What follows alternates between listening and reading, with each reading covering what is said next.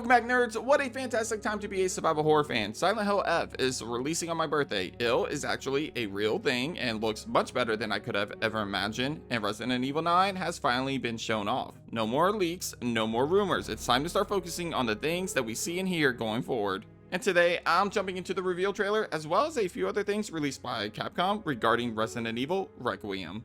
Wow, that sounds really great to finally say. But yeah, I want to focus on the things that you might have missed when you first saw the trailer, as well as my speculation regarding a lot of the things that we just saw. Anyway, subscribe, like, and all that other fun stuff if you want. But for now, let's not waste any time and jump straight into everything you might have missed for Resident Evil 9.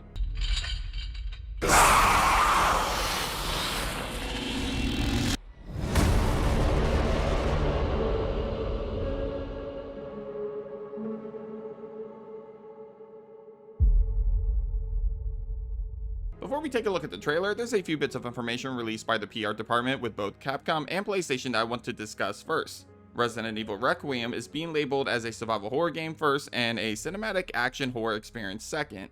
And considering that the director of Resident Evil 7 is coming back for this next entry, we can assume that there will be a major focus on horror this time around. In fact, we already get glimpses of that in the trailer, so things are definitely lining up for Resident Evil 9 to be a horror-focused experience. In the same PR documents from Capcom, we also see that RE9 is confirmed to be a single-player experience. The final thing that I want to mention comes from the PlayStation blog, in which RE9, as expected, will show off a lot more trailers in the coming weeks, and specifically, RE9 is confirmed to be playable at Gamescom this year, which is a gaming showcase that takes place in August in Germany. If we are to go off of Resident Evil 4's release of the Chainsaw demo, which was also showcased at Gamescom for the first time, then unfortunately we might have to wait until a month before the actual game's release before it's available to try at home. Meaning that I wouldn't expect a demo until January or December at the earliest. That's pretty much all the information that we have on the PR stuff. Now let's break down the trailer. The trailer begins with us at the FBI, in which we are introduced to what we can assume is one of the main characters of the game, Grace Ashcroft. Any hardcore fans of the series would immediately recognize her last name, as Alyssa Ashcroft was a playable character in Resident Evil Outbreak Files number 1 and 2. While these games have never been officially confirmed by Capcom as canon, this isn't the first time Alyssa's name has come up. We also got an Easter egg in the form of an article that she wrote regarding the Baker estate incident in Resident Evil 7. As the trailer goes on, we learn a few things right away. First off, Grace is Alyssa's daughter. Secondly, Alyssa was murdered 8 years prior to the start of this game. While the game doesn't officially confirm when it takes place, we do somewhat have a timeline to work with. Thanks to the Easter egg I mentioned earlier, we know that Alyssa was alive in 2016, considering that she wrote and published an article that year. That means that the earliest that this game can take place is 2024, since Alyssa died 8 years earlier. So my guess, I'm thinking that this game takes place somewhere between 2025 and 2026, putting it 4 to 5 years after the events of Resident Evil Village. The main campaign, not the post-credit scene or Shadows of Rose DLC, that is. Moving on, we also noticed that Grace was doing some research on some murders that revolve around some sort of disease. Honestly, this sequence gave me hardcore Arclay vibes with how Chris described the mysterious attacks that led to the events of the first game. Moving on, Grace is told by her superior, Nathan, that he needs her to be at the scene of a recent crime that apparently took place in the same location that Grace's mother died in, Brentwood Hotel. After being told this, we are treated to a few flashback sequences, which leads me to more hidden details. First off, we get to see what I believe to be Alyssa Ashcroft investigating the Brentwood Hotel. Essentially, with how many different scenes that we see in this sequence of flashbacks, I'm guessing that these flashbacks could be playable in the same way that Mia's flashback sequence was playable in RE7. Again, we are dealing with the same director of RE7, so that really wouldn't surprise me in the slightest. Also, fun fact time, it's kind of crazy that we got to see Alyssa Ashcroft, a playable character in a spin-off game on the RE engine before we saw characters like Rebecca Chambers and Barry Burton. Anyway, moving on, we see a hooded man in a flashback sequence in which I assume is Alyssa's killer. I have a theory about this character, but I'll talk more about him later on, as it won't be the last time we see him, and I think we do get a better look at him later. After the flashbacks, we see 3 surgeons looking over at what I assume is Grace before the screen fades to black, followed by Grace waking up, strapped down, and unable to move. I assume the surgeons that we saw prior to this did some sort of surgery on her after kidnapping her when she arrived at Brentwood Hotel. We can assume this because Grace is covered in bloody bandages under her shirt. After this sequence, we see a montage of multiple different locations and characters throughout the game. First, we see a long creepy hallway with boarded up windows that I assume is Brentwood Hotel maybe? The next shot that catches my attention is a man in a chair who mentions the Chosen and specifically says Ashcroft, meaning that this man seems to think that Alyssa or Grace, probably the latter, is the chosen one for something.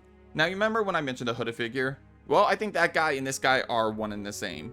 And anybody that has been following my channel for the last year knows what I'm about to say. I think this guy is Oswell E. Spencer. There's a lot of things that point to this being the case, from the stranger's mannerisms to his voice to even the style of his hair. So many things point to this guy being Oswell E. Spencer. Now, I know Spencer died in RE5's DLC, Lost in Nightmares, but I have a whole theory on how I think he survived. I won't dive too much into it, as I've already covered this exact topic multiple times over the last year or so, but here's the short version. Spencer knew Mother Miranda and was well aware of her Megamycete. Anybody that dies who is connected to the Megamycete in any way joins the hive mind of the Megamycete. This essentially means that your consciousness is uploaded to this network upon your death. This is why we see Mother Miranda, Eve, and even Ethan Winters in the Shadows of Rose DLC. So, assuming Spencer is also connected to the Megamycete somehow, then he too would have had his consciousness added to its network upon his death.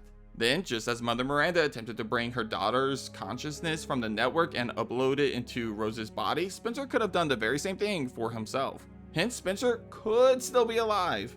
And considering the themes of Resident Evil 9 with the dealing with the past and bringing us back to locations that we are familiar with, which we'll talk about soon, Spencer being the main villain of the game just makes a lot of sense. Anyway, rant over. After the scene with the mysterious man that I'm pretty sure is Spencer, we are treated to probably the biggest fan service of the entire trailer, a handful of different scenes of Raccoon City post-nuke.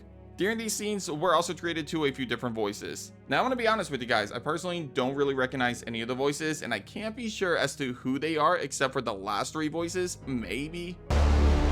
Investigating all these strange deaths, huh? We need to keep our voices down. Have you seen the same shit I've seen? Please know that you are my hope. Everyone's gone. One sounds a little like an older Leon potentially, but I'm definitely not sure on that. Another, at least for me, sounds a little like Annette Birkin from RE2 Remake, but actually I think this might be Alyssa Ashcroft recording a message for her daughter before her death. I've heard people compare this voice to Jill Valentine, and while that's very possible, based on what the voice is saying, I'm thinking it's more likely Alyssa. The final voice that caught my attention sounded like a little girl which sort of resembled Cherry Birkin, but again, it could also be Grace as a child who is reacting to the death of her mother. Then we get a cutscene of an injured man who is screaming "stay away from me," followed by one of the creepiest sequences in the trailer, a creepy shadow figure crawling down the walls. Now, at first, this immediately reminded me of the Suspended in Outbreak, but I'm not 100% sure about that either. However, if this is indeed what it is, it makes me wonder if we'll see a flashback sequence of Alyssa in Raccoon City during the Outbreak games. For those of you that haven't played Outbreak, the Suspended is essentially a zombie that is in the process of turning into a licker. It's absolutely terrifying, and it's kind of crazy that this concept was never used for a future game. Although there was a concept similar to this one that was originally planned for Resident Evil 2 Remake, but ultimately didn't make the final cut. Look at this thing though, absolutely terrifying.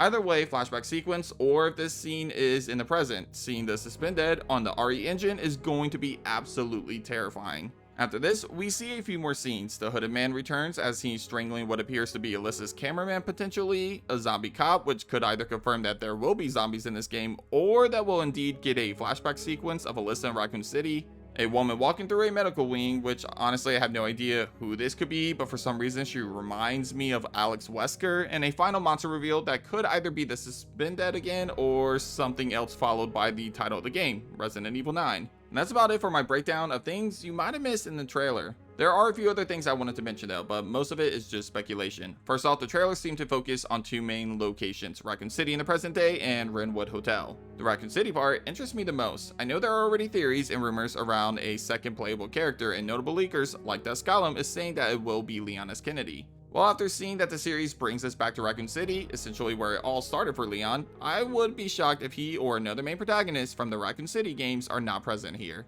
I mean, come on, you don't bring us back to Raccoon City and not make one of the legacy characters face their past here, now do you? So I feel like the reveal of Raccoon City all but guarantees that a character like Leon or Jill will also be a main playable character of Resident Evil 9. The term Requiem also hints towards this idea, as the definition of this word is an act or token of remembrance. If that doesn't scream a main protagonist facing their past in Raccoon City, then I don't know what does. But that's it for today's episode of Nerd Space Games. Let me know if I missed any important references or missing details that was in the trailer. Honestly, I'm doing this at like 1 in the morning, so I wouldn't be shocked if I forgot something important. Either way, I want to say thank you so much for watching and for all of you to get hyped as the hype train for Resident Evil 9 has officially left the station. Anyway, thanks for watching, and as always, I'll catch you guys on the next episode of Nerd Space Games. Take care.